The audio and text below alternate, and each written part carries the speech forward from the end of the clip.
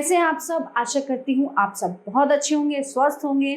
स्वागत है आपका इस कक्षा में। आइए आज हम पढ़ते हैं हिंदी व्याकरण का पाठ 14 संबंध बोधक व समुच्चय बोधक। संबंध बोधक कुछ विकारी शब्द वाक्यों में संज्ञा व सर्वनामों का संबंध अन्य शब्दों से व्यक्त करते हैं। ऐसे शब्द संबंध बोधक कहलाते हैं। चित्रों के नीचे दिए गए वाक्यों में रंगीन छपे शब्दों को ध्यानपूर्वक पढ़िए और समझिए।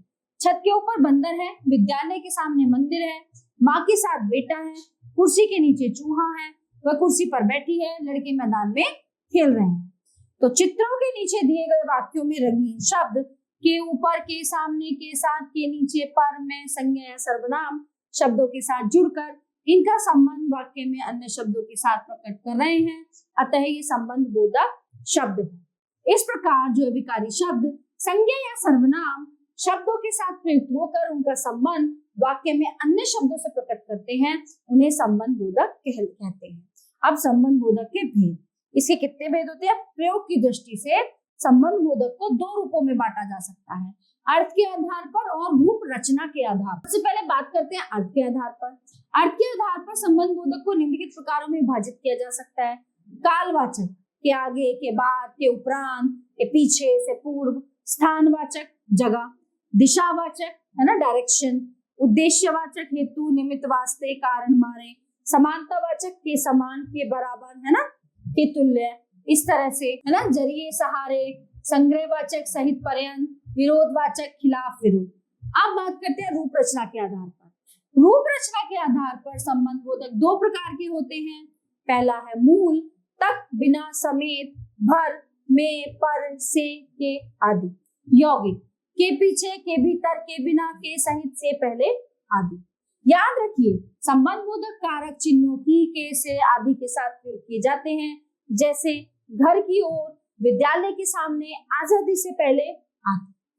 अब आता है समुच्चय बोधक। वाक्य में दो शब्दों को जोड़ने, वाक्यांशों को जोड़कर एक वाक्य बनाने तथा अलग अलग वाक्यों को जोड़कर एक वाक्य बनाने के लिए कुछ अविकारी शब्दों का प्रयोग किया जाता है। ये विकारी शब्द समुच्चय बोधक कहलाते हैं। निम्नलिखित उदाहरणों में रंगीन छपे शब्दों पर ध्यान दीजिए। अंकिता और स्मिता पढ़ रही हैं। नेहा की बहन तथा रचना की बहन पढ़ रही हैं। वह यश के घर गया परंतु यश घर पर नहीं था। यहाँ पहले उदाहरण में और शब्द दो शब्दों अंकिता तथा स्मिता को जोड़ रहा है ना। दूसरे उदाहरण में तथा शब्द दो वाक्यांशों नेहा की बहन व रचना की बहन को जोड़ रहा है। और तीसरे उदाहरण में परंतु शब्द दो वाक्यों व यश के घर गया तथा यश के घर पर नहीं था को जोड़ रहा है। अतः और तथा परंतु शब्द समुच्चय बोधक है। इस प्रकार जो विकारी शब्द दो शब्दों, वाक्यांशों या वाक्यों को जोड़ते हैं उन्हें समुच्चय बोधक कहते हैं। समुच्चय बोधक के भेद। समुच्चय बोधक दो प्रकार के होते हैं, समानाधिकरण और व्यधिकरण।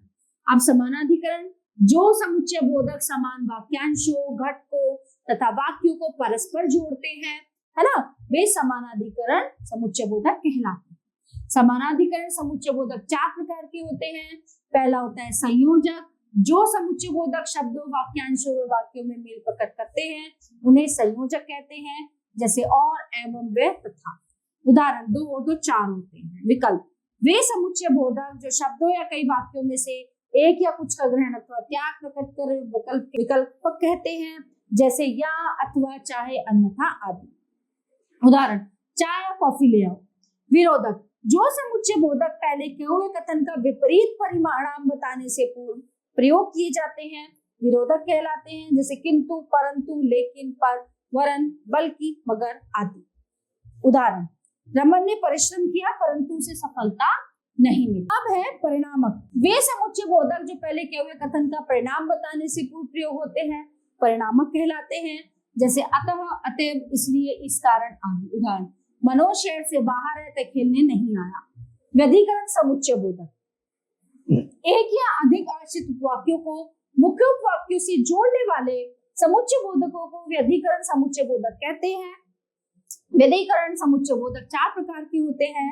कारणवाचक, की, चूंकि, क्योंकि आदि प्रमुख कारणवाचक समुच्चय बोधक है। उदाहरण, आदर्श परीक्षा नहीं दे सका क्योंकि वो बीमार था।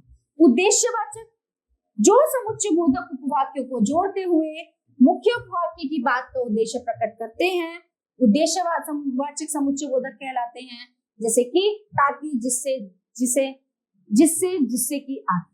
बड़ों का आदर करो जिससे वे तुम्हें प्रसन्न रहे, तुमसे प्रसन्न रहे।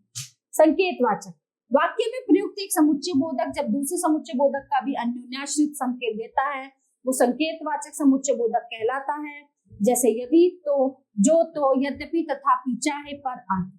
उदाहरण, यदि वह जल्दी उठ जाता तो उसे परीक्षा में देर न होती, यद्यपि वह शक्तिशाली है तथापि कायर। स्वरूपवाचक, जो समुच्चय बोधक पहले शब्द या उपवाक्य का स्वरूप दूसरे शब्द या उपवाक्य से प्रकट करते हैं, स्वरूपवाचक समुच्चय बोधक कहलाते हैं, जैसे अर्थात, यानी, जो कि, मानो आदि। उदाहरण में मितभाषी है अर्थात वह कम बोलता है। प्यारे बच्चों, ये पाठ यहीं पे समाप्त होता है। आशा करती हूँ ये पाठ आपको बहुत अच्छे से समझ आया होगा। मिलते हैं अगली कक्षा में। धन्यवाद।